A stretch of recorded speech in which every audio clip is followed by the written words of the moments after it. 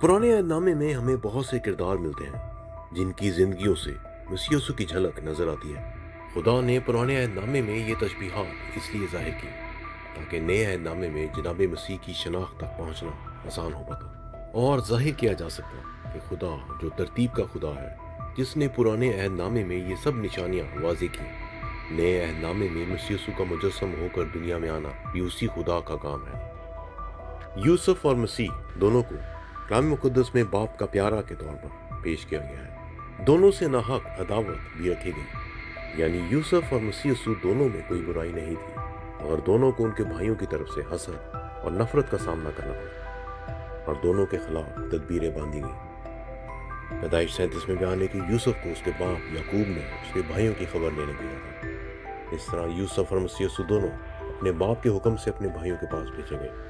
जिस तरह यूसुफ को उसके भाइयों ने गैर अक़वाम के हाथों फरोख्त किया था, उसी तरह मसीह यीशु को भी उनके यहूदी भाइयों ने गैर कौमों के सुपुर्द कर दिया, यानी पिलातूस और रूमी सल्तनत के हाथों। यूसुफ के भाई उसे जान से मारने लगे थे, मगर उनमें से एक भाई यहूदा के कहने पर उसे चांदी के चंद सिक्कों के एवज बेच डाला। इसी तरह मसीह यीशु को भी उनके एक शागिर्द जिसका नाम यहूदा ही था ने चांदी के चंद सिक्कों के एवज बेच डाला।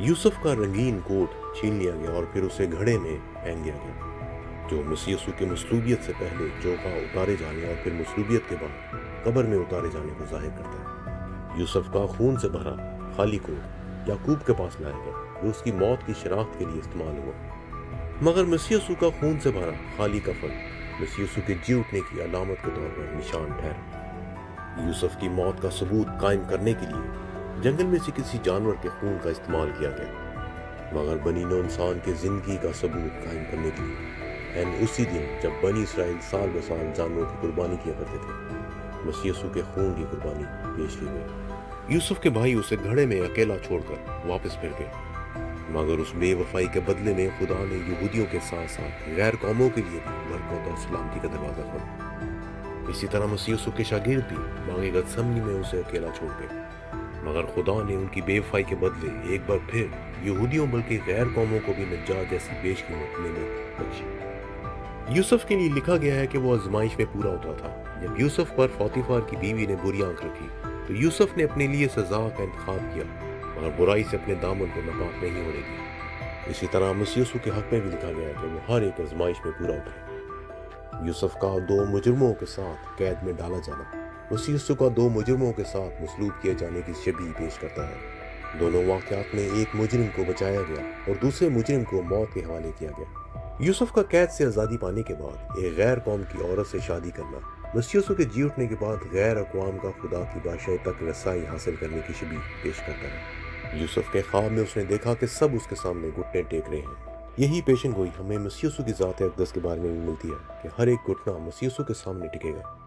यूसुफ को जब बादशाह के महल में पहुंचाया गया तो उसे बादशाह के दाहिने हाथ तख्त नशीन किया गया और बादशाह के सारे घर का मुख्तार कराया गया, जो कि मसीह यीशु के भी खुदा बाप के दाहिनी तरफ तख्त नशीन होने और आसमान और ज़मीन का कुल इख्तियार सौंपे जाने को जाहिर करता है। जब मिस्र में काल पड़ा और यूसुफ के भाई अपने लिए खोरिश हासिल करने गए तो पहली मुलाकात में यूसुफ को उसके भाइयों ने नहीं पहचाना। इसी तरह मसीह यीशु की पहली आमद पर बहुत से लोग उनकी पहचान से महरूम हुए। यूसुफ के भाइयों ने दूसरी मुलाकात पर यूसुफ को पहचान लिया। इसी तरह मसीह यीशु के दोबारा आने पर यहूदी भी उसे पहचान लेंगे। मसीह यीशु ने शाराबानी के बाद रोटी तोड़ी और प्याला ये कहकर हाथ में लिया कि ये मेरा खून है जो बेतेरों के वास्ते बहाया जाता है। शाराबानी का पहला हिस्सा रोटी तोड़ना रोमियो 8:3 के मुताबिक जिस्म की सजा को जाहिर करता है और शाराबानी का दूसरा हिस्सा प्याला जश्न फतह याबी और गुनाहों से कामिल नजात को जाहिर करता है। पैदाइश 40 में जब यूसुफ कैद में था और यूसुफ के साथ दो और कैदियों को भी रखा गया, एक शाही मिस्र का साकी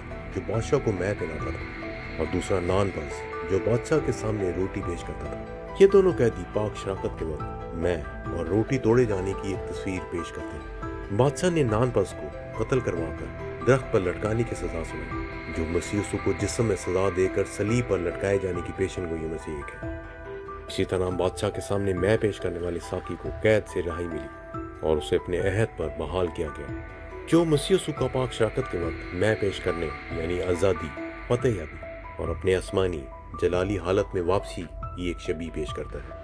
और लिखा है कि मैं पेश करने वाले कैदी को तीसरे दिन उसके मनसब पर बहाल कर दिया गया। جو کہ تیسرے دن مسیح یسوع کے جی اٹھنے اور اپنے آسمانی باپ کے پاس واپس جانے کی شبیہ پیش کرتا ہے۔